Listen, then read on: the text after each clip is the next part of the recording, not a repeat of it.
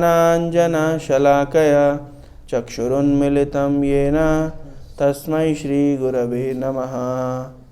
नमः ॐ विष्णुपादाय कृष्णपृष्ठाय भूतले श्रीमते भक्तिवेदान्त स्वामिन् इति नामिने। नमस्ते सारस्वतीदेवे गौरवाणी प्रचारिणे निर्विशेष शून्यवादी पाश्चात्यदेशतारिणे। जय श्री कृष्ण चैतन्य प्रभु नित्यानंद श्री अद्वैत गदाधर श्रीवासादि गौर भक्त वृंद। हरे कृष्णा कृष्ण कृष्ण हरे हरे, हरे राम राम राम हरे हरे। तो श्रीमद् भागवतम का छठा स्कंद। श्रीमद् भागवतम में टोटल कितने स्कंद है कानुप्रभु? 12 स्कंद है। तो 12 स्कंद में जो छठा स्कंद है उसको कहते हैं, छठा स्कंद का विषय क्या है? भगवद गीता में कितने विषय हैं? कौन कौन से? ईश्वर, जीव, प्रकृति, काल और कर्म। ठीक है आदर्श प्रभु, गीता में कितने हैं विषय? कौन कौन से? ईश्वर, जीव, प्रकृति, काल और कर्म, है ना। और श्रीमद् भागवत में कितने विषय हैं? 10। क्या क्या? अत्र सर्ग विसर्गश्च स्थानम पोषणम उत्या मन्वंतर ईशानुकथा निरोध मुक्ति आश्रय। कितने हैं? सुना है श्लोक? ये 2.10.1 श्लोक है, नोट कर सकते हैं इसको। 2.10.1 श्रीमद् भागवत में 10 विषय हैं। कौन कौन से? सर्ग, विसर्ग और आगे स्थान, पोषणम, उति, मन्वंतर, ईशानुकथा, निरोध, मुक्ति और आश्रय। तो देखो 2.10.1 श्लोक क्या है, पढ़ो। श्री शुक उवाच अत्र सर्गो विसर्गश्च स्थानं पोषणम् उतयः मन्वंतर ईशानुकतः निरोध मुक्ति आश्रय। ये 10 विषय वस्तुएं हैं ना श्रीमद् भागवतम के। कहाँ पे मेंशन किए गए? 2.10.1 में, है ना। इस भागवत में अत्र, यहाँ पर सर्ग, सर्ग मतलब प्राइमरी क्रिएशन। प्राइमरी क्रिएशन मतलब क्या होता है? प्राइमरी क्रिएशन, प्राइमरी क्रिएशन क्या होता है? सेकेंडरी क्रिएशन क्या होता है? क्या ये क्या तुम्हारा मकान? प्राइमरी क्रिएशन क्या है? आकर्षक रिव्यू। प्राइमरी क्रिएशन क्या है, सेकेंडरी क्रिएशन क्या है? जब फर्स्ट टाइम उत्पत्ति हुआ ब्रह्मांड का, मतलब यूनिवर्स हो, उसके बाद अंदर भगवान जाए, फिर अंदर वाला जितना भी इंटीरियर पार्ट है उसको सेकेंडरी क्रिएशन कहते हैं। प्राइमरी क्रिएशन मतलब जैसे मान लीजिए आप एक कारपेंटर को बुलाए, ठीक है, तो कारपेंटर को बुलाएंगे तो कारपेंटर से आप फर्नीचर बनवाना चाहते हैं, तो उसको जो रॉ मटेरियल देंगे क्या क्या देंगे? लकड़ी और कील और फेविकॉल, कपड़ा, बहुत सारे जो रॉ मटेरियल्स होते हैं। तो रॉ मटेरियल्स क्या है? Primary creation. उस रॉ मटेरियल्स के परम्यूटेशन कॉम्बिनेशन से जो क्रिएशन होता है उसको कहते हैं सेकेंडरी क्रिएशन। सर्ग मतलब प्राइमरी क्रिएशन, विसर्ग मतलब सेकेंडरी क्रिएशन। सर्ग कौन करता है? भगवान विष्णु, भगवान कृष्ण। और विसर्ग कौन करता है? ब्रह्मा जी। तो ब्रह्मा जी मूल क्रिएटर नहीं है। लोग बोलते हैं कि भाई गॉड माने generator, operator, destroyer. Generator, Brahma ji generator नहीं, ब्रह्मा जी मूल जनरेटर नहीं है। मूल जनरेटर या मूल क्रिएटर विष्णु ही है। अच्छा, दूसरे उदाहरण पे अभी कोई पूछेगा आपसे, मतलब प्रीचिंग के लिए काम आ सकता है कि ब्रह्मा, विष्णु और महेश में कौन परम ईश्वर है? कैसे बोलेंगे? विष्णु। क्यों? क्यों? क्योंकि वो सर्ग के देवता हैं। कैसे समझेंगे इसको? ब्रह्मा, विष्णु और शिव जी में कोई पूछे अगर आपसे तो हु इज द सुप्रीम, क्या आंसर देंगे? विष्णु, क्योंकि वो मेंटेनर रहते हैं। विष्णु प्रोवाइडर है, जो मटेरियल प्राइमरी मटेरियल। हाँ, अब आप खुद एग्जांपल ले लीजिए। जैसे मानिए आपका मकान बनना है, तो आपने एक मिस्त्री को हायर किया है, ठीक है, एक इंजीनियर को हायर किया है। उसको रॉ मटेरियल देने वाला कौन है? जो ओनर है वही रॉ मटेरियल देता है। फिर उस रॉ मटेरियल को यूज करके जो मिस्त्री है वो मकान बनाता है। अच्छा, मिस्त्री मकान बनाता है, लेकिन मकान किसका है? ओनर का। मिस्त्री बोल सकता है मैंने मकान बनाया तो मेरा है? नहीं, तो मकान जो मेंटेन करता है उसका होता है। और मान लीजिए 50-100 साल के बाद बीएमसी वाले तोड़ जाएंगे, ये बाबा बुलडोजर चलवा देंगे तो जो बुलडोजर चलवाता है उसका मकान था? मकान किसका था? जो ओनर कौन है? जो मेंटेन करता है। तो ब्रह्मा विष्णु और शिव जी में मेंटेनर कौन है? विष्णु। और रॉ मटेरियल किसने दिए थे? इसलिए जो सर्ग करता है वही ओनर है, वही परम है। तो सर्ग विसर्ग ये भागवत का विषय वस्तु है। डिटेल में चर्चा हुई है इसमें, सर्ग के विषय में और विसर्ग के विषय में। फिर तीसरा आता है स्थान। पूरे ब्रह्मांड में विभिन्न जीवों का कहाँ कहाँ स्थान है उसका मेंशन किया गया श्रीमद् भागवत में। धरती लोक पे किस प्रकार के जीव रहते हैं, पाताल में कौन रहता है, स्वर्ग में कौन रहता है, सत्यलोक में कौन रहता है, 14 भुवन में कौन कौन कहाँ कहाँ कैसे कैसे रहते हैं, उसका वर्णन है, उसको कहते हैं स्थान। अच्छा, स्थान के बाद में पोषण। पोषण मतलब, पोषण का अर्थ है कि कैसे भगवान अपने भक्तों का पोषण करते हैं, उनको नरिशमेंट करते हैं, स्पिरिचुअल नरिशमेंट। भौतिक रूप से तो नरिशमेंट करते ही हैं। हिंदी में कहावत है, चोंच दिए तो दाना भी देगा।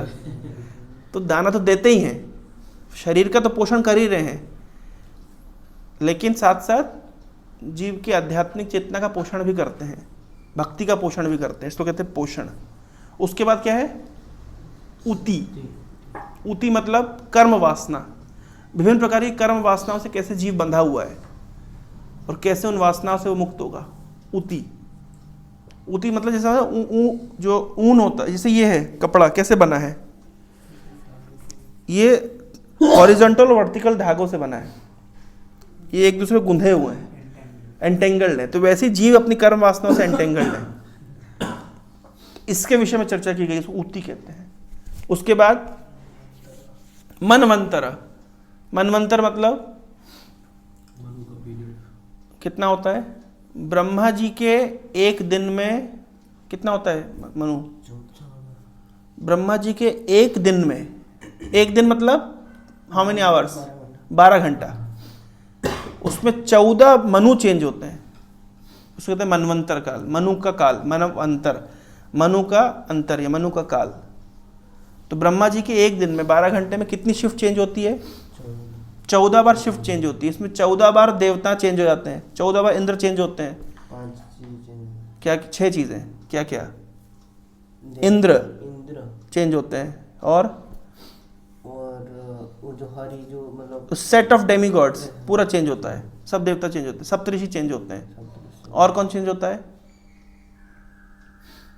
और हर मनु चेंज होते हैं, मनवंतर का जो अवतार, मनु चेंज होते हैं, मनु पुत्र, हाँ, और साथ में भगवान का अवतार। हरी जो तो तो इसलिए 6 चीजों में चेंज आता है हर बार। नहीं, ब्रह्मा जी के 12 घंटे में 14 बार भगवान अवतार लेते हैं, मनवंतर अवतार। 14 बार शिफ्ट चेंज होती है, 14 बार इंद्र चेंज होते हैं, और सारे इंद्र फिर जाके रिपोर्ट करते हैं ब्रह्मा जी को। बेचारे ब्रह्मा जी का भी कितना थैंकलेस टास्क है। दिन में 14 बार शिफ्ट चेंज होती है, 14 बार रिपोर्ट करने ब्रह्मा जी के पास जाते हैं सारे देवता, सप्तऋषि, मनु इत्यादि। कितने मनु हैं? 14 मनु हैं। अभी कौन सा मनु चल रहा है? कौन सा नंबर, कौन सा है? 7th मनु। उत्तानपाद और प्रियव्रत किसके पुत्र थे? स्वयंभू मनु के। उत्तानपाद के पुत्र कौन हुए? वाह। जापान की राजधानी क्या है? बोले लंदन। इसका मतलब क्या है? ना उसको यूके की राजधानी पता है, ना जापान की पता है। डबल आंसर गड़बड़। स्वयंभू मनु के पुत्र उत्तानपाद, उत्तानपाद के पुत्र ध्रुव। ध्रुव किस जमाने में हुए? स्वयंभू मनु के पीरियड में, स्वयंभू मनु के सतयुग में नहीं, स्वयंभू मनु के सतयुग में हुए कौन? ध्रुव। समझ रहे कितना पहले हुए? और वो ध्रुव एक जगह बोल रहे हैं, भागवत में लिखा गया है, उनको नारद मुनि कह रहे हैं आप जाइए वृंदावन में तपस्या करिए। तो वृंदावन तो भगवान अभी मैनिफेस्ट किए हैं इस द्वापर युग में, है ना? इसका मतलब वृंदावन नित्य है, यहाँ से प्रमाण हो गया। इसी को सिद्धांत को, है ना, ये भागवत संदर्भ में, कृष्ण संदर्भ में जीव गोस्वामी लिखे हैं कि कैसे वृंदावन नित्य, उसका एक प्रमाण ये भी दिए है। कैसे नित्य है कि वृंदावन जाकर के तपस्या करने के लिए ध्रुव महाराज को कहा नारद मुनि ने। कब कहा? स्वयंभू मनु के पीरियड के सतयुग में कहा। तो भगवान कृष्ण वृंदावन लीला कब करी? वैवस्वत मनु के 28वें चतुर्युग के द्वापर युग में। भगवान रामचंद्र कब आए थे? कल्प 24 नंबर चतुर्युग का त्रेता में आए थे। कौन सा 24 चतुर्युग? कौन से मनवंतर का? कौन से मनवंतर? कल्प है 7वें मनवंतर के 24वें चतुर्युग के त्रेता युग में भगवान राम आए थे। इस त्रेता युग में नहीं। त्रेता युग में कौन आया था? मुझे नहीं पता। और प्रभु जी बोलते हैं कि जो 28 नंबर जो जिसमें कृष्ण आते हैं उसमें पहला आता है त्रेता, फिर द्वापर, और लेकिन बाकी सब में पहला द्वापर आता है, बाद में। खुद लगा लो, द्वापर माने 2, त्रेता माने 3। एनीवे, तो अंतर समझ रहे? टाइम फ्रेम का अंतर समझ रहे? क्या अंतर है? ये मनवंतर की विषय में चर्चा चल रही है। तो श्रीमद् भागवत में मनवंतर के विषय में अच्छी डिटेल बताया गया कि एक ब्रह्मा जी के दिन में कैसे मनु होते हैं और क्या क्या उनके 14 मनु के पीरियड में क्या क्या होता है ना। यानी श्रीमद् भागवतम प्रैक्टिकली ब्रह्मा जी के एक दिन का पूरा नॉलेज आपको दे रही है। इटर्निटी के तो नॉलेज है ही है, पर कॉन्साइज करके मतलब कम से कम एक दिन का तो आपको फ्रेम मिल जाए। इसका मतलब है कि अगर ब्रह्मा जी के 2-4 दिन की भागवत लिख दी जाती, इमेजिन कर लीजिए अभी जितनी भागवत हमको अवेलेबल हो कितनी है? ब्रह्मा जी के एक दिन की मोटी मोटी गतिविधियों का वर्णन है। और उसमें भी ब्रह्मा जी शाम को क्या करते हैं? सो जाते हैं। तो फिर शाम को सृष्टि नहीं चलती है, शाम को दुकान बढ़ा लेते हैं अपनी वो। मैं इसका प्रत्यक्ष एग्जाम्पल देखा हूँ। जानते कहाँ पे? नहीं देखा? हमारा जो पटिया में सेंटर है उसके नीचे एक दुकान है, उसका नाम है घर संसार। ठीक है, दुकान का नाम है घर संसार मॉल। ठीक है ना, वो सारा घर संसार का सामान है उसके पास। ठीक है ना। तो वो क्या करता है, सुबह सुबह क्या करता है, वो दुकान से सारा सामान निकालता है, पूरा जमाता है बिल्कुल रोड तक, और शाम को फिर वाइंड अप कर लेता है। पटिया के नीचे जो एक दुकान, बस वही। मैं भी सोचा कि इतना कैसे घुसाता होगा ये दुकान बंद करने के वक्त, है ना। देख, सुबह में ये पूरा निकालता है और शाम को फिर वाइंड अप करके अंदर रख लेता है। तो ब्रह्मा जी भी बिल्कुल ऐसे ही करते हैं। सुबह होती है उनकी, गुड मॉर्निंग करते हैं, ब्रश व्रश करके चाय वाय पीने के बाद में हर्बल टी, इस्कॉन टी तो चाय वाय पीने के बाद में ब्रह्मा जी क्या करेंगे? सबसे पहले तो सृष्टि, है ना, सृष्टि करेंगे। तो कैसे पूरा बढ़ाएंगे और शाम को फिर वाइंड अप कर देंगे। जब वाइंड अप कर लेते शाम को, उसके बाद फिर सृष्टि नहीं चलती। उसके बाद फिर सब जीव आराम से, मतलब क्या बोलते हैं उसको, डोरमेंट, क्या बोलते हैं उसको, हाइबरनेशन में रह जाते हैं। उनको बिल्कुल डोरमेंट स्थिति में आ जाते हैं, मच्छर लगा के सो जाते हैं। तो समझ रहे हो, ब्रह्मा जी की रात में भी जीव सो जाते हैं आदर्श। तो इसका मतलब रात में सोना चाहिए तो और फिर सुबह मंगल आरती उठ जाते हैं। ब्रह्मा जी मंगल आरती करने के बाद 16 माला जप करने के बाद सृष्टि शुरू करते हैं। मंगल आरती करने के बाद में फिर ब्रह्मा जी फिर 16 माला वगैरह कंप्लीट करने के बाद में फिर सृष्टि शुरू करते हैं। समझ रहे हैं ना। और किसी दिन मान उनकी 16 माला कंप्लीट नहीं है, उस दिन वाली सृष्टि में भयंकर गड़बड़े आती है। सारे देवता जाके, सारे 14 के 14 मनु काल में सब देवता कंप्लेंट करते थे। ब्रह्मा जी का दिमाग खराब होता है, अरे क्या समस्या है। आज क्या समस्या है, तो फिर समझ जाते कि आज 16 माला करे पे नहीं सृष्टि शुरू कर दी, समझ रहे हो। तो इसलिए उस दिन भारी दिक्कतें आती है, तो फिर अगले दिन ध्यान रखते हैं, समझ गए। तो ये कौन सा सब कहाँ वर्णन है, ये मनवंतर का विषय है, ठीक है ना। एक मनु की कितनी पीरियड होता है, 71 चतुर्युग। एक चतुर्युग कितना होता है, 43 लाख 20,000 ईयर्स।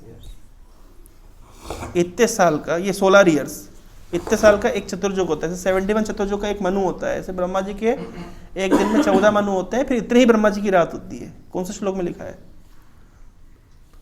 सहस्रयुग पर्यंतम, सहस्रयुग पर्यंतम अहर्जत ब्रह्मणो विदु।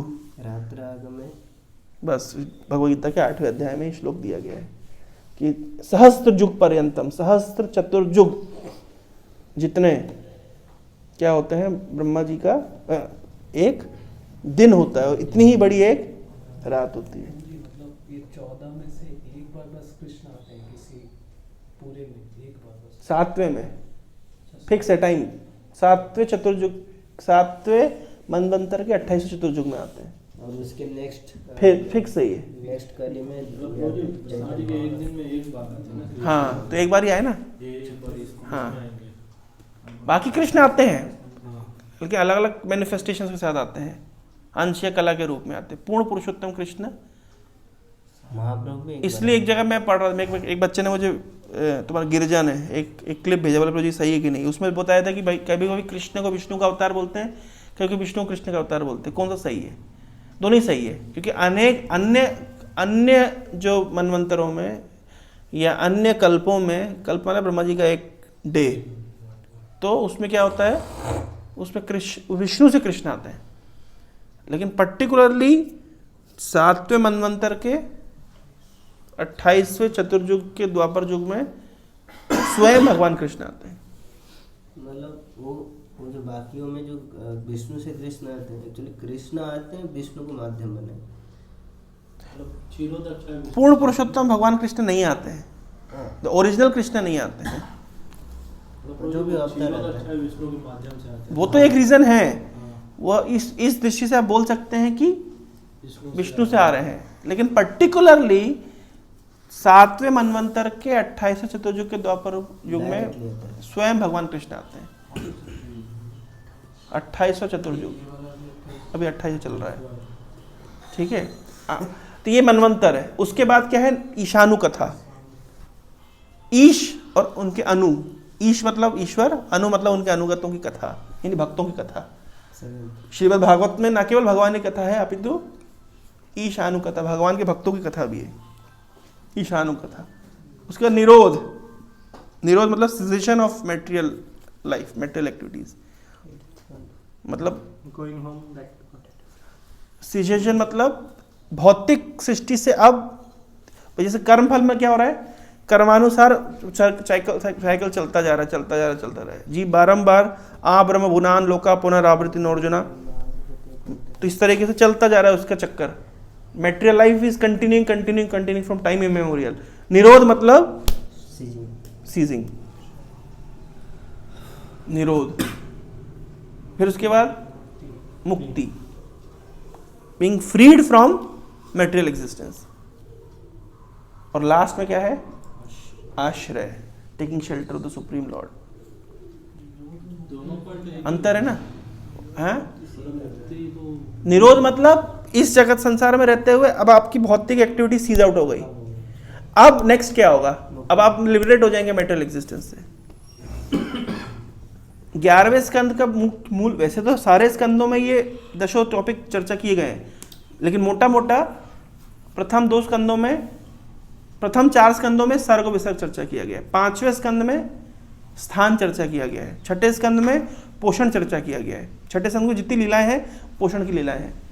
7वें स्कंद में कर्म वासना, कैसे हिरण्यकशिपु कर्म वासना कैसी थी, प्रहलाद की कर्म वासना कैसी थी। एक ने वैष्णवों का अनुग्रह पाया तो उसकी वासना कैसी थी, एक ने वैष्णवों को कोप पाया उसकी वासना कैसी थी। 7वें स्कंद में। 8वें स्कंद में मनवंतर। 9वें स्कंद में ईशानु कथा, बहुत सारे राजाओं की कथा है। 9वें स्कंद में, सूर्य वंश के राजाओं की और चंद्रवंश के राजाओं की, ईशानु कथा, मनवंतर ईशानु कथा। 11वां स्कंद में निरोध, 12वां स्कंद में मुक्ति और 10वां स्कंद है आश्रय। तो ये इसमें थोड़ा कॉन्फ्लिक्ट आता है, मतलब कई जगह मैंने सुना कि ये जो अब 10 सब्जेक्ट मैटर पूरा ऑल ओवर द 12 कांटो मिक्स, मतलब हर जगह पे है। है।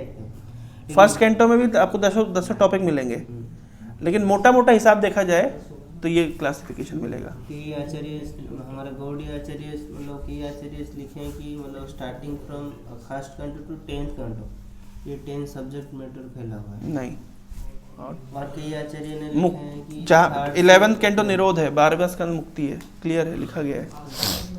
आश्रय मतलब शेल्टर। किसकी शेल्टर लोगे? मुक्ति होने के बाद क्या करोगे? मुक्त होने के बाद करोगे क्या? मुक्त होने के बाद क्या करोगे? खुले कुत्ते की तरह ना घूम करके, है ना, मालिक को शेल्टर लोगे, इसको कहते हैं आश्रय। भाई मुक्त होके करेगा क्या व्यक्ति? मुक्त हो गए, मुक्ति चाहिए, अब क्या करोगे? उसके बाद नेक्स्ट क्या? प्रोपा जी कई बार एग्जांपल दिए ना, बीमारी से मुक्त होने के बाद में हेल्दी लाइफ शुरू होती है। तो मुक्ति मतलब कंडीशन स्टेज से मुक्त होना, और फिर मुक्त हो गया, अब आप क्या करोगे? अब भगवान की सेवा में आश्रय, भगवान का आश्रय लोगे, इसको कहते हैं आश्रय। तो भागवत का मुख्य लक्ष्य मुक्ति नहीं है, मुख्य लक्ष्य है आश्रय। ये 10 विषय वस्तु। छठा विषय वस्तु क्या है? पोषणम। छठे स्कंद में पोषण, पोषण के विषय में मैं एक स्टोरी बताने वाला हूँ। आप लोगों ने पढ़ा है मरुदगणों की उत्पत्ति? भागवतम के छठे स्कंद में आता है मरुदगण। 29 रहते हैं, 49 रहते हैं, 49। कैसे ये रहते हैं, इनकी स्टोरी सुन लीजिए। मरुदगण, छठे स्कंद में मरुदगणों की उत्पत्ति आती है। छठे स्कंद में और कौन कौन सी स्टोरी आती है? अजामिल की। पता होना चाहिए ना भाई, क्यों नहीं पता है? कभी खोल के पढ़ लो। बोले प्रभु जी प्लेसमेंट से छुटकारा मिले तो पढ़े ना। इतना तुम्हारा चेहरा क्यों लटका हुआ है? इतने बड़े बड़े प्रभु लोग हैं तुम्हारी मदद करने के लिए, हैं? बेचारा प्रभु थोड़ी मदद करिए, बेचारा दुखी है, संसार की मार से मारा हुआ। तो भागवतम छठे स्कंद में कौन कौन सी स्टोरी आती है? अजामिल की कथा आती है। अजामिल की कथा क्या प्रमाणित कर रही है? कि भगवान कैसे पोषण करते हैं। और कौन सी कथा आती है? इंद्र ने बृहस्पति के चरणों में अपराध किया, फिर उसको कुर्सी छोड़ के भागना पड़ा। उसके बाद में कैसे इंद्र का उद्धार हुआ, कल्याण हुआ, वो स्टोरी आती है। उसी श्रीमद् भागवतम के छठे स्कंद में वृत्तासुर की स्टोरी आती है कि यद्यपि एक असुर है लेकिन फिर भी भगवान के चरणों को प्राप्त किया। तो ये सब किसके एग्जाम्पल हैं? पोषण के। और उस लास्ट में आता है मरुदगणों की उत्पत्ति। ये स्टोरी सुना रहा हूँ, ध्यान से सुनिएगा, बहुत सारी शिक्षा मिल जाएगी आपको। तो हाँ, इंपॉर्टेंट चैप्टर है वो, पढ़ना चाहिए। ऑल गृहस्था candidate should read that chapter and take lesson from that chapter. 17 पत्नियां रहती ना कैसे? 17 थी कि कितनी आती है? 17, 13 फिर बाद में चित्रकेतु महाराज का 17 है। वो कश्यप मुनि है। चित्रकेतु महाराज जी का मेरा भी अभी तो हमारा अच्युत गोत्र हो गया हम सबका, नहीं अच्युत गोत्र। इंद्र उनका ओम को काट, मैं बताऊंगा कि पहले ही पिक्चर खत्म कर दो। हैं, मूवी देखने का भी पता है आगे क्या होगा, पता है क्या होगा। स्पॉयलर्स हैं? अभी देख क्या होता है, अभी देखिए। हाँ। तो एक बार कश्यप की बहुत सारी पत्नियों में 2 मुख्य पत्नी हैं। एक का नाम है दिति और एक का नाम है अदिति। तो दिति से जन्म लिया दैत्यों ने और अदिति से जन्म लिया आदित्यों ने, यानी देवताओं ने। ठीक है। तो एक तो आदित्य मतलब देवता, देवताओं के अंदर इंद्र इत्यादि देवता, 12 आदित्यों का जन्म हुआ अदिति से। और दिति से जन्म हुआ सबसे पहले तो हिरण्याक्ष और हिरण्यकशिपु का। जब हिरण्याक्ष हिरण्यकशिपु को जन्म हुआ, उसके बाद में एज यूजुअल आप जानते हैं भगवान ने 2 अवतार लिए और उसके बाद में दोनों को मार दिया। जब मार दिया तो नेचुरल सी बात है, जब बच्चे मर जाएंगे तो माँ को कैसा लगेगा? भले ही कितने नालायक लड़का क्यों ना हो, लेकिन फिर भी माँ का दिल तो माँ का दिल ही होता है, नहीं? तो इसलिए दीदी ने क्या किया, कश्यप मुनि से उन्होंने रिक्वेस्ट करना चाहती थी कि मुझे आई वॉन्ट वन मोर संतान। लेकिन कैसी संतान? तो पहले तो दीदी ने क्या किया कि कश्यप मुनि को खूब उन्होंने सेवा वेवा करी, हाथ पैर दबाया, खिलाया पिलाया, है ना, पूरा अपने हैं। हाँ, तो वहाँ पे बहुत सारे लेसन्स दिए गए हैं कि जब माता जी लोग ज़्यादा सेवा करने लग जाएं, है ना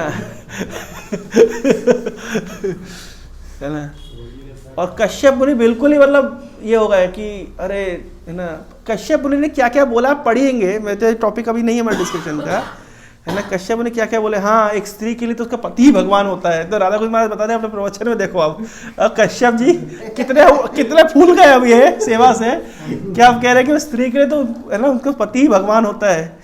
और इस तरीके से कश्यप मुनि बिल्कुल फूल गए, इतनी सेवा बढ़ा दी है। छठे स्कंद में ये आएगा, मैं बता दूंगा वो कौन से चैप्टर में है। तो ये इंपॉर्टेंट है, पढ़ना चाहिए सभी भक्तों को, है ना। तो कश्यप मुनि ने बहुत इतना सेवा से संतुष्ट हो गए दीति की कि इन्होंने बोल दिया तुम्हें जो आशीर्वाद चाहिए, जो मांगना है मांग लो। तो महाराज बता रहे, हम लोग नहीं सुन रहे थे कि कभी भी लास्ट क्लास हम नहीं डिस्कस कर रहे थे कि बहुत अधिक गुस्से में और बहुत अधिक हर्ष में कोई डिसीजन नहीं देना चाहिए। जैसे कौन फंसे? धृतराष्ट्र इतना खुश हो गए, इतने खुश हो गए कि मांग लो वरदान। हाँ, दशरथ, मैं क्या बोला? अच्छा, दशरथ, है ना। तो इस तरीके से कभी अत्यधिक हर्ष में और अत्यधिक शोक में कोई डिसीजन नहीं लेना चाहिए, है ना। कल इन्होंने मुझे आया पूरा बोल दिया, प्रभु जी बेस में 40,000 रुपये का लॉस है। मैं तुरंत मैसेज डाल दिया, मैंने कहा 500 रुपये फीस बढ़ेगी। अब मैं सुबह उसको डिलीट मारा, मैंने पहले मीटिंग तो कर ले, हमारे पार्षदों के साथ पहले बैठ तो रहे। अत्यधिक हर्ष में और अत्यधिक शोक में कोई डिसीजन नहीं लेना चाहिए। तो कश्यप मुनि इतना हर्षित हो गए कि हमारी पत्नी दीति ने इतनी सेवा दी हमारी, इतना खुश हो गए, बोले मांगो क्या मांगना है, जो मांगोगे मैं पूरा करूंगा। अरे तुम तो मतलब साक्षात भगवान की सेवा कर रही है अपने पति के माध्यम से, मतलब इतने पति जी पूरा फूल गए। तो दीदी तो इसी मौके की तलाश में थी कि ये बोले और तब मैं डिमांड रखूं। तो इन्होंने क्या डिमांड रखी? इन्होंने ऐसे डिमांड रखी, मुझे एक पुत्र चाहिए। बोले कोई बात नहीं है, वेलकम, कोई दिक्कत नहीं, लेकिन ऐसा पुत्र जो इंद्र को मारने वाला हो, मतलब जेनेटिकली डिजाइंड बेबी चाहिए जो आगे चल के इंद्र को मारे। जैसे धृष्टद्युम्न जेनेटिकली डिजाइंड कि आगे चल के द्रोणाचार्य को मारेगा, पहले से प्लान था। तो उस जमाने में जेनेटिकली डिजाइंड बेबी थे। एक अभी टेक्नोलॉजी आई है कि उसमें क्या है, माँ के एम्ब्रियो को पूरा आर्टिफिशियल रख के उसमें बच्चे बनाते हैं। लोग वो वीडियो देखे, मैं दिखाई दी। देखिए अब 100 इनका जन्म कैसे हुआ? वो पॉट, मतलब उस जमाने की कोई टेक्नोलॉजी होगी, उस पॉट के अंदर बच्चे पैदा हुए। तो ऐसा नहीं कि आज साइंस ने कुछ नया बनाया, लेकिन इस पे स्पॉट पे कौन पैदा होंगे? कौरव, समझ रहे हैं? तो साइंटिस्ट लोग बना रहे हैं इस तरह के पॉट जिसमें बच्चे पैदा होंगे, लेकिन सारे कौन निकलेंगे? डिवाइनिक वाले, कौरव। एक निकल जाएगा बस, युत्सु। तो पॉट से निकला था, तो अलग था, पॉट से नहीं निकले थे, भाई दासी पुत्र रहते। अच्छा, कौरव 100 कौरव में कौन एक था ना जो विकर्ण? मतलब लेकिन कौरवों की साइड से युद्ध लड़ता है ना? नहीं, कौन कौरव का भाई? एक वो युत्सु रहते हैं, लेकिन वो पॉट से नहीं निकलते। वो पॉट से निकलते, मतलब कुल मिला के हेंस प्रूव ये पॉट से कौरव ही निकलेंगे, है ना। तो ये वैज्ञानिकों को पता होना चाहिए कि फिर इस तरह कौरवों की संख्या बढ़ेगी। वो वीडियो देखी नहीं आप लोगों ने? मेरे को दिखाई दी। जैसे पॉट के अंदर अब आप एंड्रॉयड फ़ोन में अपना चेक कर सकते हो कि वो क्या बच्चे की प्रोग्रेस है, फिर उसको कौन सा गाना सुनाना है, तो आप करो तो वो गाना सुना सकते हो आप उसको। तो ये, हाँ, लेकिन यज्ञ से जो निकलते हैं, पॉट से निकलने वाले तो कौरव होते हैं, लेकिन यज्ञ से निकलने वाले जेनेटिकली डिजाइन यज्ञ से निकलने वाले बेबीज वो अच्छे कुछ हो सकते हैं। कुछ मिशन के साथ कुछ मिशन के साथ आते हैं। कितना मतलब साइंटिफिक है ना। अच्छा, तो अभी चर्चा का विषय है कि वो कश्यप मुनि ने क्या किया, उनको बोल दिया कि जो मांगोगे वो दे दूंगा। तो इन्होंने बोल दिया कि मुझे ऐसा पुत्र चाहिए जो इंद्र को मारने वाला हो। अब कश्यप मुनि फंस गए। क्यों फंस गए? क्योंकि पहले ज़माने में झूठ बोलना तो बहुत ही बुरा माना जाता था। मतलब सबसे थर्ड क्लास आदमी वो भी झूठ नहीं बोलता था। शूद्रों का क्वालिफिकेशन भागवत में क्या दिया गया है? भागवतम में 7वें स्कंद में प्रहलाद मतलब नारद मुनि उपदेश कर रहे हैं युधिष्ठिर को, उसमें शूद्रों के गुणों का वर्णन कर रहे हैं। तो शूद्र का गुण है कि सत्य बोलते हैं। मतलब शूद्रों का मिनिमम क्वालिफिकेशन क्या है? सत्य बोल रहे हो। हमारे यहाँ तो शूद्र के काम नहीं कर रहा तो मोबाइल ही बंद कर लेंगे, लगातार रहो, पीछे पड़े रहो। समझ रहे? मिनिमम क्वालिफिकेशन शूद्र का कि सच बोलेगा। तो झूठ बोलना तो कोई कैटेगरी में नहीं था, वो तो भारी पाप माना जाता था। तो कश्यप मुनि को लगा कि झूठ बोलना पड़ेगा। अगर मैं दिति के वरदान, दिति को दिए गए वचन को पूरा नहीं करूंगा तो झूठ का पाप लगेगा, और पूरा करूंगा तो यानी फिर इंद्र को हत्या करनी पड़ेगी, मारना पड़ेगा। तो फिर देव उनका तो लड़का ही है, तो खुद के लड़के को मारना पड़ेगा। तो ये तो और पाप हो गया। तो क्या करे, कौन सा पाप करे भाई? आप समझिए, यहाँ आप इस प्रॉब्लम को सब समझेंगे ना, समाधान आपको समझ आएगा। ऐसी प्रॉब्लम फंसे हैं कश्यप मुनि जिसका कोई समाधान नहीं है, डेड एंड। डेड एंड वाली प्रॉब्लम है ना कि भाई इधर कुआं इधर खाई। उसका अर्थ नहीं दूसरा मतलब पोषण में भी मतलब बुद्धि की शिक्षा मिल रही है नहीं, वो तब तो एक पोषण पे चर्चा। अभी हम अपन का चर्चा का विषय कुछ और है। चर्चा का विषय ये है कि कश्यप मुनि की डेडली प्रॉब्लम समझ जाइए। क्या प्रॉब्लम है? या तो इंद्र मरेगा या तो झूठ बोल के किसी भी केस में इनका धर्म खत्म होने वाला है। जैसे ही दिति ने इस प्रकार का सामने प्रपोजल रख दिया, फिर इनको हक्के बक्के रह गए, पूरा होश में आ गए, है ना। जैसे पीने के बाद नींबू का रस पिला दो तो आदमी क्या है बाहर तो आ जाता है, लेकिन उसका वो चलता रहता है क्या बोलते हैं उसको, हैंगओवर चलता रहता है। तो अभी इनके हैंगओवर में ही आदमी सच्ची बात बोलता है। देखो क्या क्या बोला है कश्यप मुनि ने।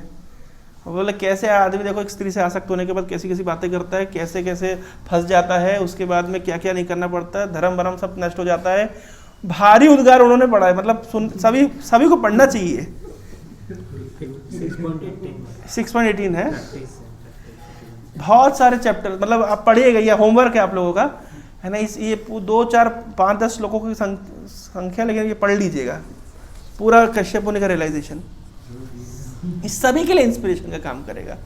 जो ब्रह्मचारी हैं, जो ब्रह्मचारी होना चाहते हैं, जो गृहस्थ हैं, जो गृहस्थ होना चाहते हैं, इस सभी के लिए इंस्पिरेशन का काम करेगा।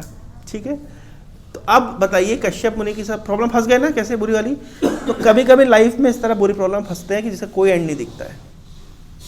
यहाँ पे अभी जब कोई एंड नहीं दिखता तो क्या करना चाहिए? देखो उसमें आश्रय भी आ गया। जब कोई एंड नहीं दिखता क्या करे? हरे कृष्णा कृष्णा कृष्णा हरे हरे, हरे राम राम राम हरे हरे। जब डेड एंड की सिचुएशन आती है ना, बिल्कुल मतलब अब कोई रास्ता नहीं दिखता, फिर जो रास्ता दिखता है उसी वही आश्रय। कुछ नहीं समझ आ रहा, हरे कृष्णा करो। फिर जैसे मान लीजिए कोई आपसे बोले आपके सामने शेर आ जाए तो क्या करेंगे? शेयर ही करेगा। हमको क्या करना, जो करेगा शेयर करेगा। समझ रहे? तो जब ऐसी प्रॉब्लम फंस जाए कि आप कोई एंड नहीं है, तो अब क्या करो? अब हरे कृष्णा करो। अब जो करना है हरे कृष्णा करेंगे, कृष्ण जी करेंगे अब जो करना है। ये प्रमाणित होता है यहाँ से। अब कश्यप मुनि ने भगवान से प्रार्थना करी, भगवान उनको इंस्पिरेशन दिया। क्या इंस्पिरेशन दिया? ऐसा इंस्पिरेशन दिया कि जिससे सारी प्रॉब्लम सॉल्व हो गई। विन विन सिचुएशन और ट्रिपल विन सिचुएशन। इंद्र भी बच गया, कश्यप मुनि भी बच गए, दिति भी बच गई। क्या हुआ उस स्टोरी सुन लीजिए। मतलब win win triple win situation ऐसे आती है कि जब आप भगवान को सरेंडर कर देते हैं तब विन विन विन सिचुएशन होती है। नहीं तो क्या होगा, कोई जीतेगा कोई हारे, कुछ तो होगा। और एक्चुअली क्या होता है, बिना सरेंडर, अगर ये कश्यप मुनि भगवान को सरेंडर नहीं करते तो लूज लूज लूज होता। इंद्र मरता, दिति ने ऐसी इच्छा की, दिति का पाप पड़ता, कश्यप मुनि का पाप पड़ता, सबका नुकसान होता था। Loose situation. अगर भगवान को सरेंडर नहीं करते, अपना दिमाग लगाते तो क्या होता? तो कभी कभी अपना दिमाग नहीं लगाना चाहिए और क्या करना चाहिए? सरेंडर करना चाहिए। सरेंडर करने से कौन सी सिचुएशन अराइज होती है? Win win win. कैसे? सुनिए। कश्यप मुनि ने भगवान से प्रार्थना करी, भगवान ने उनको अच्छा इंस्पिरेशन दिया। इंस्पिरेशन भगवान अंदर से भी दे सकते हैं, बाहर से भी दे सकते हैं। किसी किसी को भगवान बाहर से आकर के इंस्पिरेशन देते हैं, कुछ इंस्ट्रक्शन देते हैं। बहुत सारे ऐसे एग्जाम्पल्स है भागवत में, बाहर से आकर के बता रहे हैं। जैसे जब समुद्र मंथन से पहले देवताओं को भगवान स्वयं आके बताया ऐसा ऐसा करना, वो बोलेंगे पूंछ पकड़ो, पूंछ पकड़ लेना, इज्जत की बात नहीं है, चिंता मत करना, ये होगा। उनको पता था, भगवान को पता था कि जब देवता लोग गए, बोले हम चेहरा सिर पकड़ेंगे, और असुरों को बोले तुम पूंछ पकड़ना। बोले अच्छा, हमारा इतना लो स्टैंडर्ड है, हम पूंछ पकड़ेंगे? तो भगवान ने पहले से बोल के रखा था, जैसा ये बोले बिल्कुल मान जाना। तो ठीक है, तुम आ जाओ मुंह की तरफ, हम आ जाते पूंछ की तरफ। अब वो जो वास्तुकी को जो खींच रहे हैं, तो फुंकार मार रहा है, इतना डेंजरस गैसें छोड़ रहा है, सबके मुंह काले हो गए। क्यों? Over smart. इस संसार के लोग क्या ओवर स्मार्ट है, भगवान को साइड में रख करके अपनी स्मार्टनेस से, अपने दिमाग से चलना चाहते हैं, तो उनको क्या मिलता है? ठेंगा। देखिए, ये इतना अच्छा एग्जाम्पल मिलता है, मतलब इससे देवताओं ने बोल के रख, मतलब भगवान ने देवताओं को क्लियर बोल दिया था कि जैसा ऐसा असुर बोले वैसा ऐसा करना, चिंता मत करना, मैं हूं, बाद में संभाल लूंगा। एंड में इसके मतलब लोग बोलेंगे देखो देवता लोग कितने स्मार्ट है अभी पूछ पे थे, अभी इधर मुंह पे आ गए। देवता लोग भी, असुर लोग भी यही समझ रहे थे हम कितने स्मार्ट है, देखो। फिर जो निकला तो असुर लोग बोले हम ये चाहिए। भगवान ने बोला जो मांगे दे देना, छोड़, कुछ चिंता नहीं है। तो असुरों को जो उनके काम का रखा वो सबने उन्होंने रख दिया। लेकिन लास्ट में विन किसकी हुई? क्यों? सुखदेव गोस्वामी ने इस चैप्टर के लास्ट में कंक्लूजन दिया है। ये 8वें स्कंद में ये लीला आती है, ये कंक्लूजन पढ़ने जो कि कंक्लूजन है। क्या कंक्लूजन दिया है कि पूरी लीला का कंक्लूजन क्या है? जो भगवान की शेल्टर लेता है उसकी विन विन है, जो ओवर स्मार्ट एक्ट करता है फिनिश्ड। ये कंक्लूजन किसका है? सुखदेव गोस्वामी। डायरेक्ट कंक्लूजन है। जो भगवान की शेल्टर लेता है विन विन है। देखो देवताओं ने शेल्टर लिया, अल्टीमेटली क्या हुआ? एंड में छोड़ो, ड्यूरिंग द प्रोसेस ऑल्सो उन्हें वास्तु की फुंकार नहीं सहन करनी पड़ी, आराम से अपना कूलिंग ब्रीज उनके लिए चल रही थी। भगवान वहां से कूलिंग ब्रीज चला रहे थे, और यहाँ पे ये बेचारे आग में जलते जा रहे थे, धसते जा रहे थे, और एंड में भी अमृत नहीं मिला। तो इसका मतलब तो कंक्लूजन में सुखदेव गोस्वामी ये भी बोल रहे हैं कि जो भगवान की शेल्टर लेता है उसे थोड़ा प्रयास करके उसको बहुत अधिक मिल जाता है, और जो शेल्टर नहीं लेता है बहुत अधिक प्रयास करने के बाद भी उसको यूजलेस, पूरा उसका एंडेवर यूजलेस जाता है। नहीं, असुर ने इतना प्रयास किया लेकिन एंड में उनका पूरा एंडेवर यूजलेस। इसलिए जो आसुरी प्रवृत्ति के लोग हैं, जो भगवान के शेल्टर नहीं लेते हैं, एट द एंड आप देखेंगे सब कुछ यूजलेस, कुछ नहीं मिल रहा उनको। और भक्त लोग थोड़ा करने से भी बहुत कुछ मिल रहा है ना? पाव भाजी मिल रही है, आलू के पराठे मिल रहे हैं, क्या नहीं मिल रहा है? क्या करने से? थोड़ा कुछ हरे कृष्णा जप लेते हैं, इतना कुछ मिल रहा है। सीजीबी मिल रहे हैं, 9 सीजीबी ले लेके आ रहे हैं। बताइए आप, खड़े होते तो 20,000 साक्षात प्रोफेसर मिल रहे हैं, साक्षात प्रोफेसर आके ज्ञान दे रहे हैं, इंटर्नशिप करवा दे रहे हैं, और क्या चाहिए? है कि नहीं? प्रमाण है कि नहीं? थोड़ी भक्ति करने से भी बहुत मिलता है। हैं? सीख गए? तो इसका मतलब नहीं कि थोड़ी करने से बहुत मिलता है तो थोड़ी ही करें। इसका किसको कहते हैं? अगर थोड़ी करने से इतना मिल रहा है तो फिर बहुत क्यों ना करें? अगर 2-4 माला खींचने से इतना फायदा है तो फिर 16 माला क्यों ना खींचे? बताइए। तो अभी कश्यप मुनि ने क्या इंस्पिरेशन प्राप्त किया? कश्यप मुनि ने दिति को बोला, देखो दिति, तुम्हारी मनोकामना पूर्ण होगी निश्चित रूप से, लेकिन कैसे पूर्ण होगी? तुम्हें एक व्रत करना पड़ेगा, और ये व्रत पूरा 1 साल चलेगा।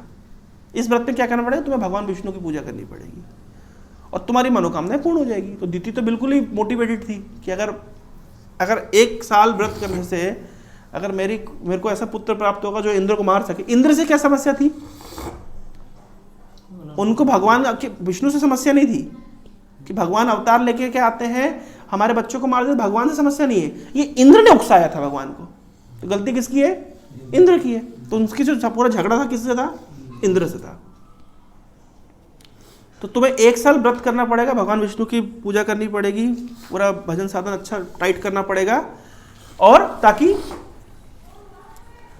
1 साल के बाद में जब तुम्हें फिर तुम योग्य हो जाओगे, तुम्हारी मनोकामना पूर्ण हो जाएगी। तो बहुत कठिन व्रत का पालन किया किसने? दिति ने। ये बहुत मोटिवेटेड व्रत था। लोग मोटिवेटेड व्रत का पालन करते हैं, जैसे अन्ना हजारे ने अनशन किया था।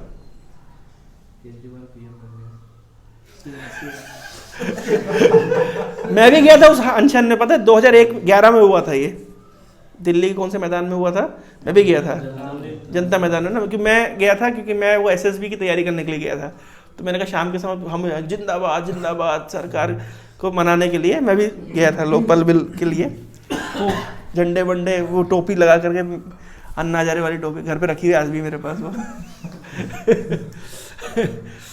लेकिन ये व्रत क्यों है? अनशन किया, पानी छोड़ दिया, खाना छोड़ दिया, किसके लिए? पॉलिटिकल मोटिवेशंस के लिए। इसको तमोगुण की तपस्या बताया गया गीता में, इसको प्रमोट नहीं किया भगवान ने। हिरण्यकशिपु ने तपस्या करी, किस लिए? पावर के लिए, ताकि वो संसार के ऊपर राज कर सके और सबका जूस निकाल सके। तो इस प्रकार की जो तपस्या है इसको तामसिक तपस्या, दूसरे को कष्ट देने के लिए। एक फेस्टिवल आता है मुहर्रम, उसमें अपने आप को मारते हैं, काटते हैं, ये तपस्या है। और इस प्रकार की तपस्या तामसिक तपस्या है। जो जैन मुनि लोग खाना पीना छोड़ देते, बिल्कुल ही मतलब यूनते, तो भगवान गीता में बोल रहे हैं कि अंदर बैठे परमात्मा को कष्ट पहुंचाते हैं। ये भारी घोर तामसिक तपस्या है। हमको लगता है बहुत बड़े साधु हैं, ये भगवान ने गीता में क्लियर कर दिया कि मेरे को बिल्कुल पसंद नहीं इस तरह की तपस्या है। ये अंदर बैठे परमात्मा को कष्ट देना है। तो तपस्या मतलब, तपस्या का उद्देश्य होना चाहिए तपो दिव्यम पुत्र का ये न सत्वम शुद्धेत यस्मात् ब्रह्म सुखम तो अनंतम। ऐसी तपस्या की नहीं जानी, हमारे अस्तित्व को शुद्ध करने के लिए तपस्या। हम भी तपस्या करते हैं, सुबह उठना तपस्या ही है, नहीं है ना? सुबह ब्रह्म मुहूर्त में उठना, फिर नहाना, फिर बैठ के 2 घंटा जप करना, तब से कम है कि नहीं? लेकिन फिर भी करते हैं, क्यों? ये किसके लिए कर रहे हैं? इसका उद्देश्य अपने अस्तित्व को शुद्ध करने के लिए। हिरण्यकशिपु ने भी तपस्या करी, किसके लिए? पावर एंड पावर पोजीशन के लिए। तो दोनों तपस्याओं में अंतर है। तो तपस्या तो करनी है, लेकिन किस उद्देश्य से करनी है इंपॉर्टेंट है। तो उन्होंने कहा कि तुम 12 महीने तप करो, अच्छे से व्रत करो, भगवान विष्णु प्रसन्न हो जाएंगे, तुम्हारी सभी मनोकामनाएं पूर्ण हो जाएंगी। ठीक है, फिर उन्होंने तप किया, इतना घोर तप किया, बिल्कुल एग्जॉस्ट हो गई। तो इंद्र बेचारा टेंशन में एज यूजुअल। भागवत में अगर सबसे कंडेम कैरेक्टर कोई है तो कौन है? इंद्र। अगर किसी की टांग सबसे ज्यादा खींची है तो बेचारे इंद्र की। एक बार मैं लास्ट टाइम इंद्र के ऊपर कोई जोक बोल दिया तो मेरी मम्मी को बहुत डांटी, बोले इस तरह नहीं बोलना चाहिए। सही बात है, इंद्र देवता है, सम्माननीय है, मतलब भगवान के प्रतिनिधि हैं। लेकिन बेचारों इंद्र की क्यों बार बार टांग खींची जाती है? क्योंकि इंद्र पोजीशन में है, और जिनके पास पोजीशन, पावर, कुर्सी होती है, बहुत अटैच्ड होते हैं। उस कुर्सी को बचाने के लिए क्या नहीं कर सकते। इस संसार में हम देखते हैं कि कोई 50 साल के लिए भी कुर्सी पे नहीं टिकता है, लेकिन उसके लिए कितनी पॉलिटिक्स करता है। फिर इंद्र जैसा व्यक्ति क्यों ना करे पॉलिटिक्स? तो देवताओं के अंदर भी एनवी है, देवताओं के अंदर भी पॉलिटिक्स है, देवताओं के अंदर भी पावर पोजीशन की चाह है। और जैसे ही वो देखते हैं कि रूपम तपस्या कर रहा है और फिर मेरी कुर्सी हथिया लेगा, फिर एक अप्सरा को भेज देंगे, फिर अप्सरा ऐसे ऐसे नाचेगी और फिर क्या होगा?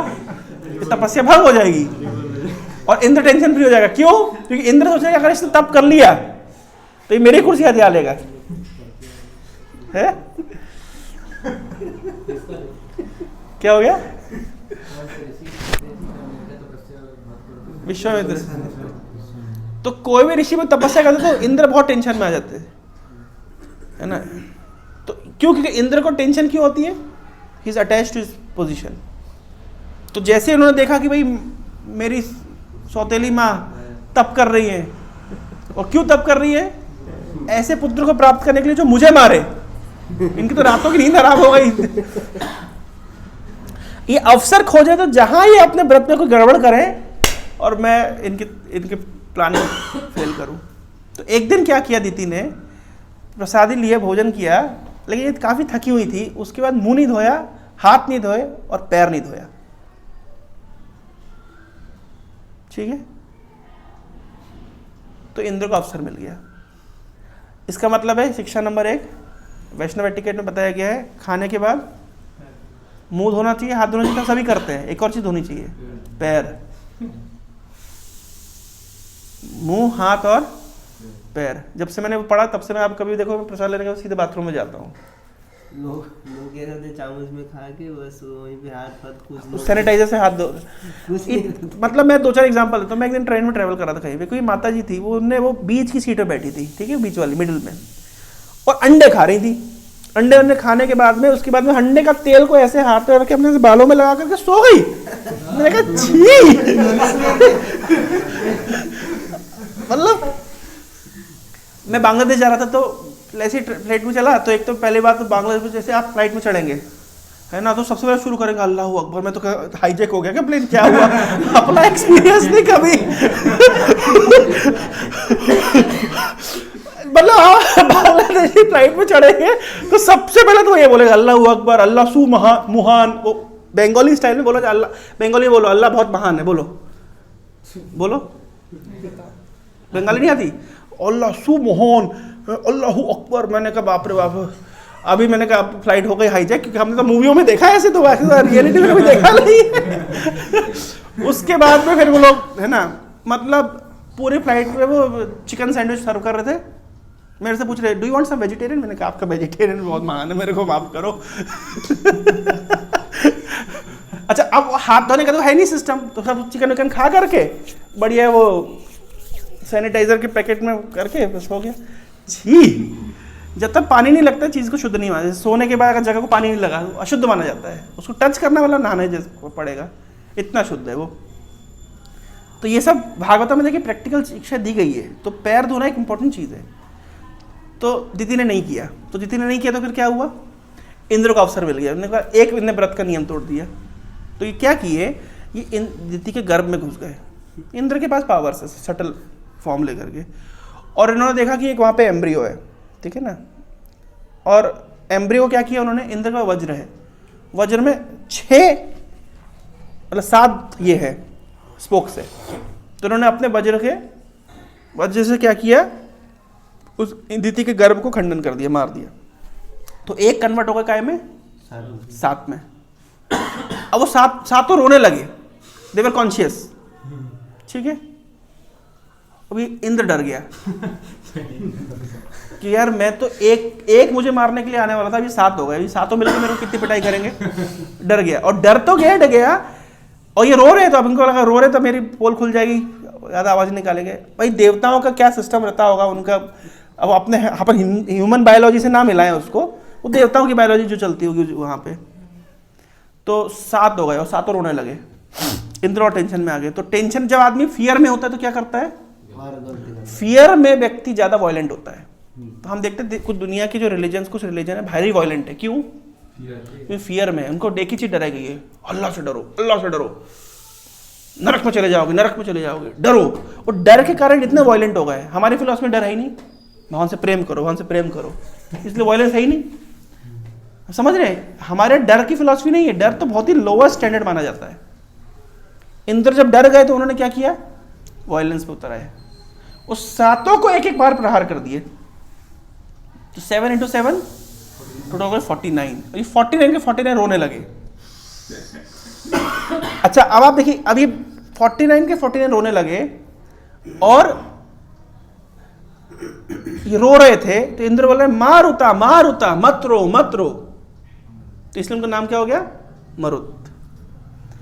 अच्छा, ये बचे कैसे, तो परीक्षित महाराज ने प्रश्न पूछा सुखदेव गोस्वामी से, भाई गर्भ में किसको मारेंगे तो बचेंगे कैसे। तो परीक्षित को सुखदेव कैसे, आप कैसे बचे आप कैसे बच गए, जैसे आप बचे भगवान की शक्ति से, वैसे ये भी बच गए। बचे और उसके बाद में फिर वो कुछ जब कौन सी तरह की डिलीवरी हुई कि 49 + 1 50 बाहर आए, इंद्र प्लस 49। दिति कह रही है यार मैं तो एक पुत्र की आकांक्षा रखी थी, ये 49 कैसे आ गए? और इंद्र तुम यहाँ क्या कर रहे हो?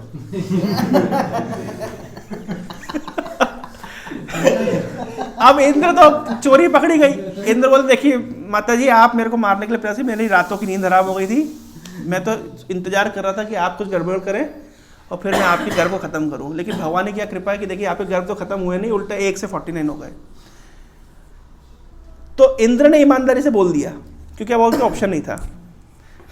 दिति क्या बोलती है? दिति ने 1 साल भगवान का नाम जप किया, ध्यान रखिए 1 साल तप किया, भगवान विष्णु की आराधना करी। दिति बोल रही है कि इंद्र मैं भी सोचती इस तरह नहीं करना चाहिए था मुझे, है ना, जो हुआ सो हुआ, है ना, और तुम भी मेरे पुत्र जैसे ही हो, है ना, इस प्रकार मेरे तुम्हें मारने की वासना मेरे अंदर नहीं होनी चाहिए थी। इनका हृदय शुद्ध हो गया, 1 साल भगवान का भजन किया ना, अब इंद्र को मारने की इनकी आकांक्षा नहीं है।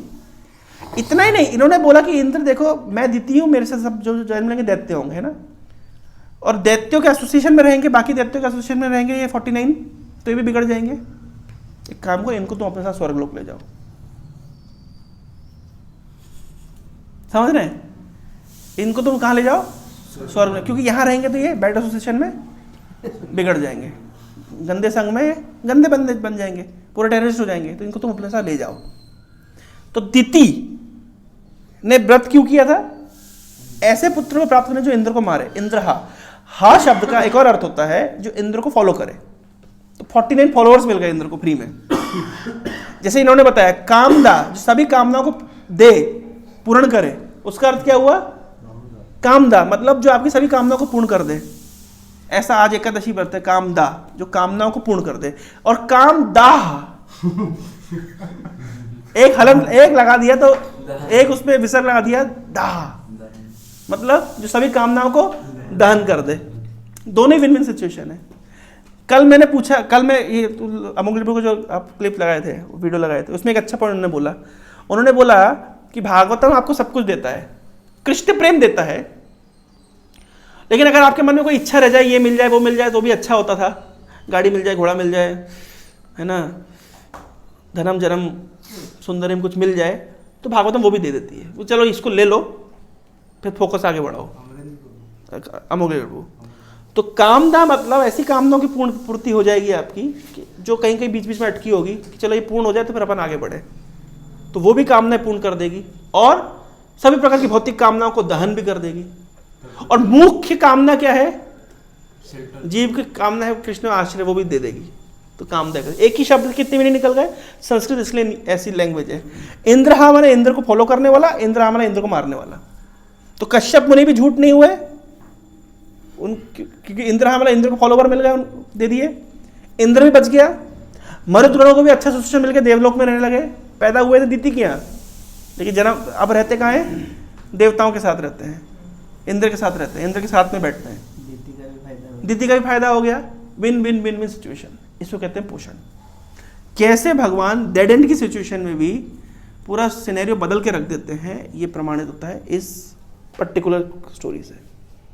तो भगवान की भक्ति करना कभी भी लॉस नहीं है, ये विन विन विन विन, सबका विन विन सिचुएशन हुआ। कोई व्यक्ति बोलेगा मैं भक्ति करूँगा तो मैं तो भक्ति कर लूँगा, मेरे परिवार का क्या होगा? Win win. मेरे देश का क्या होगा? Win win win. मेरे समाज का क्या होगा? Win win win win. दुनिया का क्या होगा? Win win win win win. सबके कल्याण होगा। हरे कृष्णा कृष्णा कृष्णा हरे हरे, हरे राम राम राम हरे। कोई जिज्ञासा, किसी के मन में कोई प्रश्न है इससे संबंधित? जैसे बताया आपकी वो रामायण बहुत पहले हुई थी, 24 में थी, तो मतलब उसके बाद तो कितने फैला है, फिर भी हमारे एग्जिस्टेंस देखते हैं। किसका? रामायण के मतलब सारे स्ट्रक्चर तो अभी भी दिखते हैं रामायण के। इतना टाइम बाद कैसे पॉसिबल है कि बच जाएंगे? कौन सा स्ट्रक्चर दिखता है? मतलब जैसे राम सेतु हो गया, चित्रकूट में देखते हैं राम जी के, इस तरह के इतना सारा तो पहले आया होगा। एक्चुअली 24वें चतुर्युग में भगवान आए हैं, है ना, लेकिन तुलसीदास जी जो रामचरितमानस में वर्णन किए हैं वो इस त्रेता युग में आए हैं। तो वो कभी कभी समझना मुश्किल होता है कौन सा त्रेता युग में आए हैं। तो भगवान रामचंद्र कई बार आए हैं। जो मूल वाल्मीकि रामायण लिखी गई है वो 24वें चतुर्युग के त्रेता युग की है, लेकिन जो रामचरितमानस में जो मेंशनिंग है वो अभी की है। मतलब अभी भी आए। हाँ, दूसरा एक और कारण है, हालांकि अगर आप त्रेता युग भी, इस त्रेता युग से भी कैलकुलेट करो तो भी अस्तित्व कुछ बचना नहीं चाहिए, हैं? 10 लाख साल तो भी तब भी अस्तित्व बचना नहीं चाहिए। तो अस्तित्व बचते कैसे हैं, है ना? ये एक्चुअली क्या होता है कि इतने समय में, जैसे अब वृंदावन का अस्तित्व है, किसने उसको रीस्टेब्लिश किया? मैंने पूरा एक सेमिनार दिया उसके ऊपर, वृंदावन कैसे बचा रहा। बचा नहीं था, भगवान के जाने के बाद में सब खत्म हो गया था, कुछ नहीं था। इसको 500 साल बाद चैतन्य महाप्रभु के फॉलोअर्स ने उसको रीडिस्कवर किया, रीडिस्कवरी वृंदावन, उसके ऊपर एक ब्रज की खोज करके एक डॉक्यूमेंट्री बनी है। इसी प्रकार से जिस प्रकार से ब्रज को रीडिस्कवर किया गया, भगवान रामचंद्र की लीला स्थली को भी रीडिस्कवर किया गया, और नेचुरल स्पॉट्स को रीलोकेट किया गया। इस तरह से वो बचा हुआ है। फिर शास्त्रों में मिला करके उस करके हाँ यहाँ ये हुआ, यहाँ हुआ, एग्जैक्ट पोजीशन कभी नहीं बोल सकते। जब हम देखा राम शैया, राम जी सोते थे, तो एग्जैक्टली बोलना मतलब सो भी सकते थे, नहीं भी सो सकते थे, पर दैट इज द लोकेशन वहाँ राम जी विचरण किए हैं, वहाँ राम जी वहाँ आए हैं, वो स्थान है। धाम दर्शन करना एक्चुअली बाहर से और अंदर से दोनों तरीके से, श्रवण के माध्यम से धाम दर्शन करना और आंखों के माध्यम से, दोनों ही इंपॉर्टेंट है।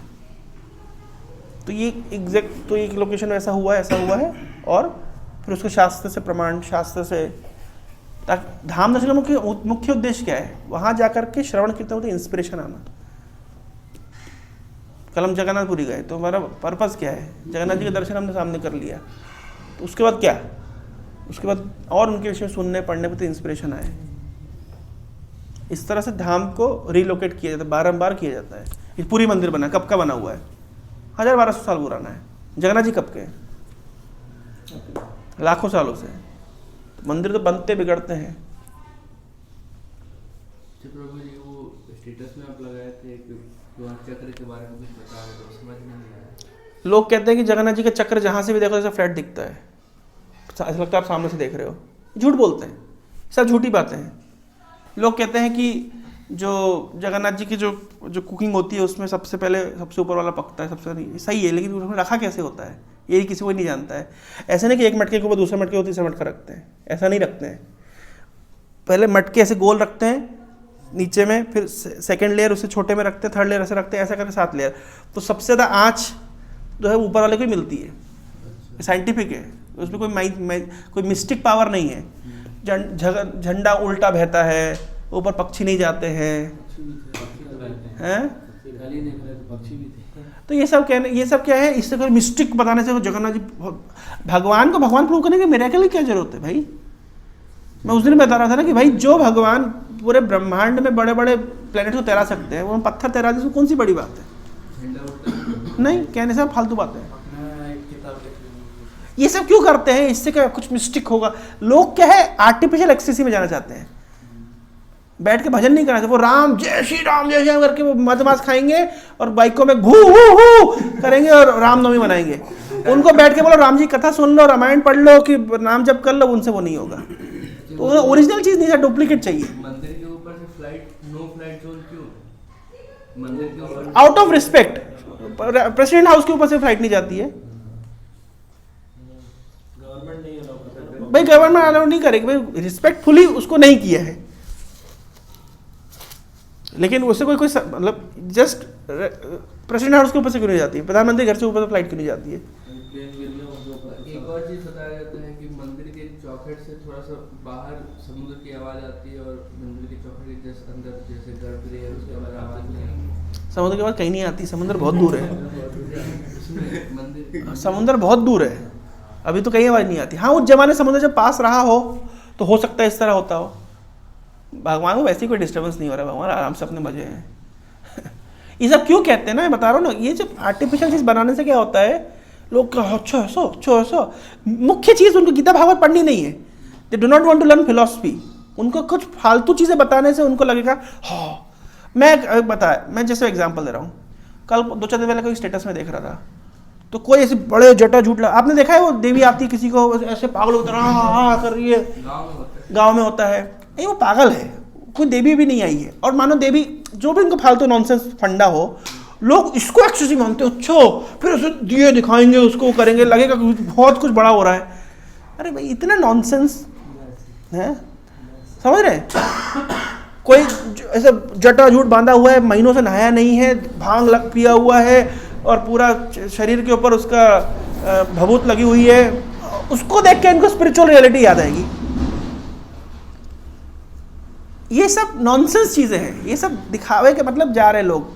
उनको शास्त्र कोई पढ़ना नहीं है, टाइम पास करना है, तो बस इसी को धर्म करते हैं। ये सब धर्म नहीं है, सब कई तब चीटिंग रिलीजन है। ये सब एक्सटेसी के सिम्टम नहीं है भाई। एक्सटेसी पढ़ो गीता भागवत में कैसे होती है, 2 घंटा के जब करो अपने आप एक्सटेसी आएगी, उछाल मारेगा अंदर से दिल, धक धक धक धक है। फिट्स कल एक दिन क्या हुआ, जैसे कल वो फिट्स का रोगी देखा था ना मैंने, वो गिर गया था। एक दिन हमारे मंदिर में क्या हुआ, एक लड़का, एक नया कोई ये था लड़का, वो जप कर रहा था और जप कर रहा था, फिट्स के दौरे आ गए और मैंने कहा एक्सटेसी आ गई। बोला अष्ट साधे क्या हो गया इसको भाई।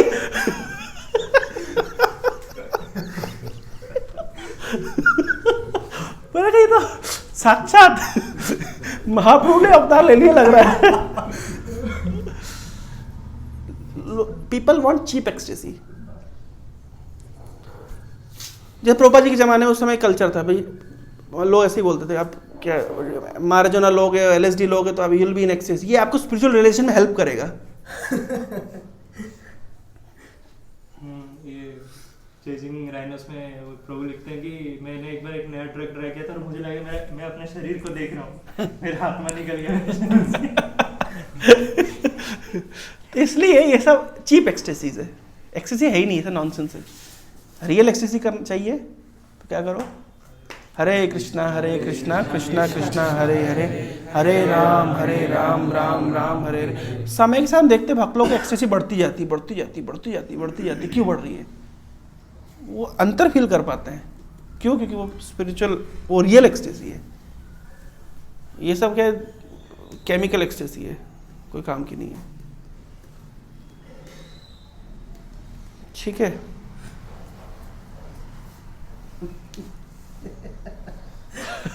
हरे कृष्ण।